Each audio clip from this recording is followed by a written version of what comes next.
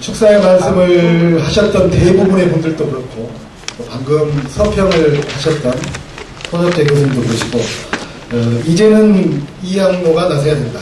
이제는 이항로가 나설 때가 됐다. 이렇게들 말씀을 하십니다. 그래서 드디어 이항로 저자께서 앞에 나오셔서 말씀하실 순서가 됐습니다. 오늘의 주인공이고 이 길의 저자이신 이항로님의 말씀을 듣겠습니다. 아름다운 세상과 힘든 사회를 꿈꾸는 그리고 개인의 희망에서 행복한 길 길의 저자 이항로 저자를 여러분께 자랑스럽게 소개해드리겠습니다.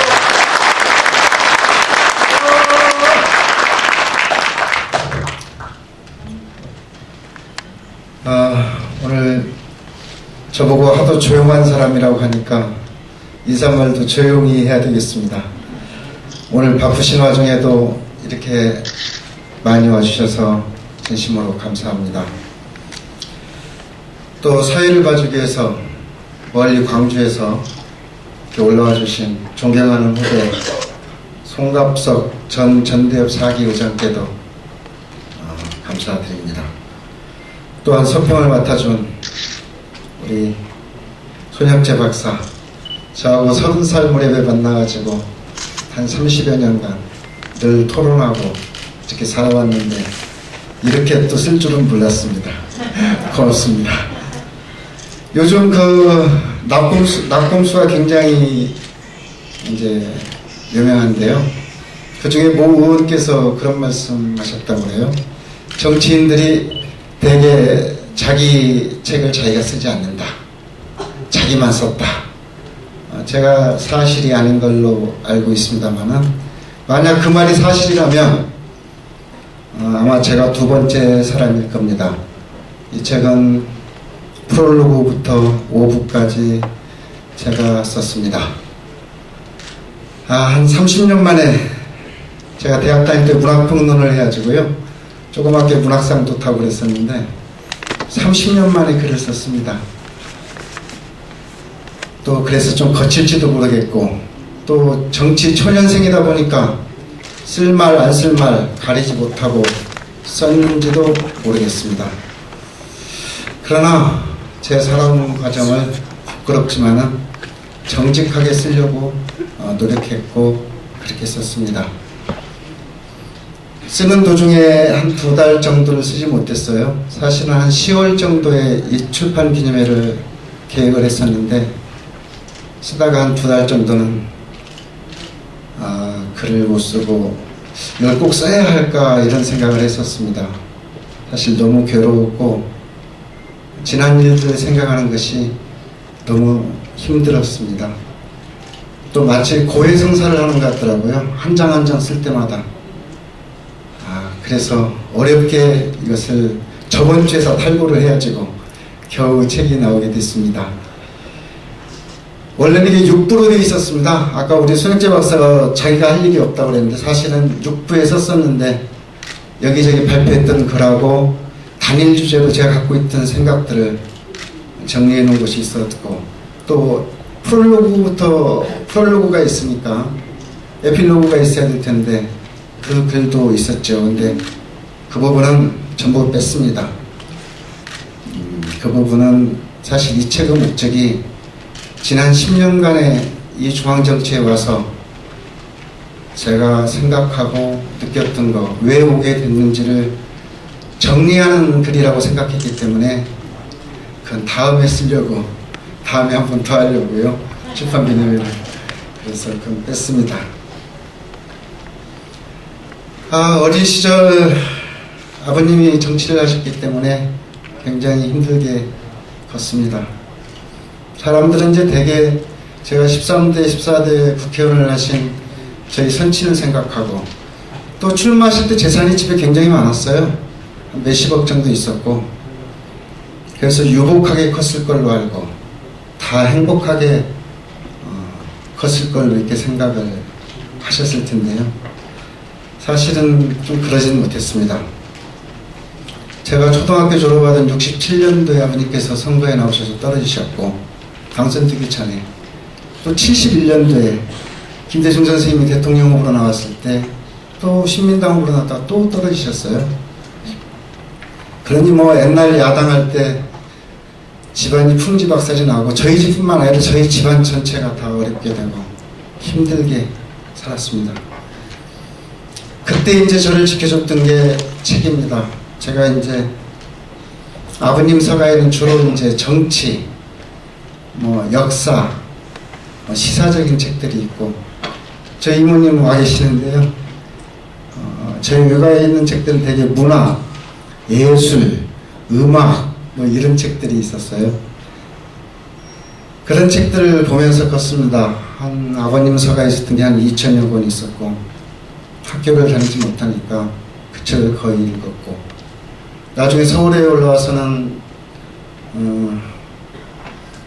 남산도서관이나 명동에 있던 중앙도서관 다니면서 공부하고, 한 20%는 학과 공부하고 나머지 80%는 쓸데없는 책들을 보면서 그렇게 어린 시절 보냈습니다. 그때 저희 그 이모님 대학 다니실 때인데요, 서가에 아주 재밌는 제목의 책이 하나 있더라고요. 대학결혼이라고. 무슨 본 결혼에 대학결혼이 있나 해가지고 그 책을 중학교 2학년 무렵에 제가 봤어요.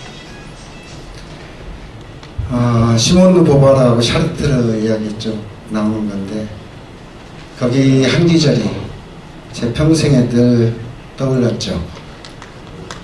어떠한 경제적 독립도 없이 정신적 독립은 없다. 이 구절 오랫동안 기억하고 살았고, 그리고 그래서 이제 제가 책에다가 세상이 학교였고 책이 스승이었다 이렇게 썼습니다. 책 읽고 이제 남는 시간은 전부 음악 듣는데 거의 80%를 써서, 당시 뭐 유명하다는 고전음악 감상실, 제가 정릉에서부터 도서관에 때 걸어 다녔어요. 남산도서관까지, 또 중앙도서관까지. 그 차비를 아껴가지고 이제 들어가는 입장권을 한 장씩 사면 비싸니까 10장이 살 때까지 이제 모였다가, 사면은 이제 열흘간 아무 데도 안 가고 공부도 안 하고 음악관실 가서 음악 듣는 거죠. 그렇게 어린 시절을 보냈습니다. 그래서 나중에는 음악 들으면은요, 이거 누가 지휘하는 어떤 오케스트라구나, 몇 년도 녹음한 거네, 이 정도까지 알 정도로 어린 시절을 그렇게 보냈습니다. 군대 제대하고 그때서 이제 대학을 제가 갔습니다. 그때 또 지방에 있는 야간대학을 갔고요. 그 학교를 다니는데 3학년 때 광주 5.18이 났어요. 그때까지는 제가 문학을 하고 싶었습니다. 그래서 문학평론도 하고 상도 받고 막 그랬었는데요. 5.18 거치면서 문학으로는 이 세상을 위해서 기여할 게 아무것도 없다라는 생각이 들더라고요. 현장으로 가야지. 그리고 또 문학했던 많은 선배들이 전두환 미화하는 글을 쓰고 이런 거 보면서 정말 자괴감도 많이 들었고, 그래서 이제 서클도 만들고 운동권은 시발인 서클도 만들어서 제가 초대기전도 하고, 제 후배들은 거의 졸업을 못했습니다. 저는 이제 아슬아슬하게 빠져나와서 늘 후배들한테 죄송하죠. 그리고 이제 첫 직장으로 나이가 많아서 일반 회사는 갈 수가 없고, 전라남도의 안사람하고 제가 4학년 때 결혼해가지고요, 학교에 굉장히 6개월어치 화제를 제공했습니다. 제 아내는 같은 동급생이었거든요. 같은 과. 그래서 이제 같이 전남 보성에 가서 학교 선생을 쭉 하다가 서울에 올라와서 출판사하고 인쇄소를 열었는데, 제가 백산인쇄라고 이름을 지었어요. 그랬더니 제 후배가, 제 고향에 백산이라고 있거든요. 동화구 성지죠. 거기서 이름을 따온 줄 알더라고요. 근데 사실은 그게 아니었고요. 경상남도의 백산 안희재 선생이라고 상해 임시정부에 독립자금을 대던 분이 계셨어요. 그분을 본받아야 되겠다. 그분처럼 나도 이 회사를 하면서 쓰여지면 좋겠다. 그런 생각으로 사실은 백산인쇄라는 회사 이름을 붙였던 겁니다. 80년도 중반에 아마 대한민국 운동권 유인물 알지. 뭐 빈중문학, 민족문학, 전불련신문, 전노련신문, 많은 열사들 기념사업에서 하는 것들, 이런 것들을 수도 없이 제작했죠. 그래서 늘 이제 경찰서에 불려가서 얻어맞고 조서 쓰고 협박당하고, 백만학도라고 있었어요. 그 당시 서울대 신문, 서울대 운동권에서 냈던 거. 그거 아마 잡혔으면 제가 굉장히 오래 살았을 것 같아요.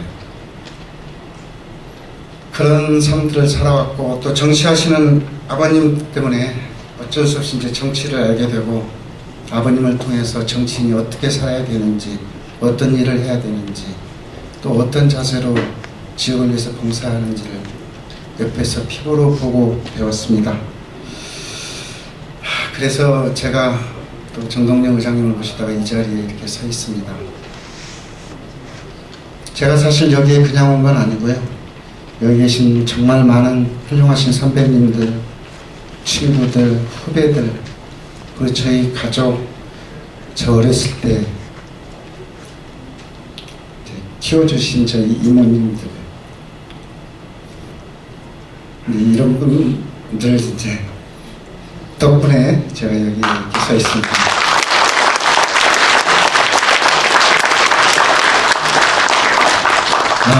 그것을 잊지 않고 정말로 새로운 정치를, 새로운 길을 가겠다는 것을 여러분께 약속드립니다.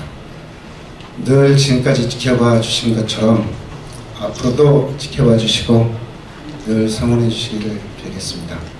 오늘 바쁘신데 와주셔서 정말 고맙습니다. 감사합니다. 네, 다시 한번 오늘의 주인공, 오늘의 저자 이항로 님에게 다시 한번 큰 박수 부탁드리겠습니다.